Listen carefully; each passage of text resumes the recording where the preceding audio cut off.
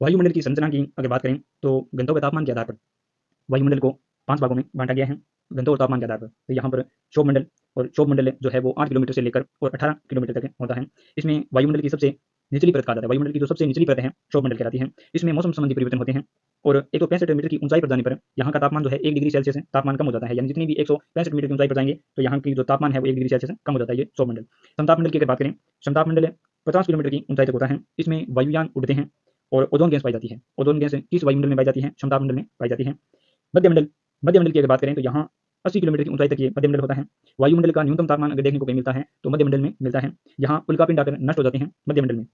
Ion मंडल की अगर बात करें, आयन मंडल 60 किलोमीटर से लेकर 640 किलोमीटर की ऊंचाई तक होता है। इसमें रेडियो लघु तरंगें जो हैं, जो एफ परत या एप्लीटोन जिसे कहा जाता है, रेडियो लघु तरंगें यहाँ पर आयन मंडल में होती हैं। उत्तरी ध्रुव और दक्षिण ध्रुव का जो प्रकाश है वो इस मंडल में दिखाई देता है। ध्रुवों का जो प्रकाश है वो आयन मंडल में दिखाई देता है।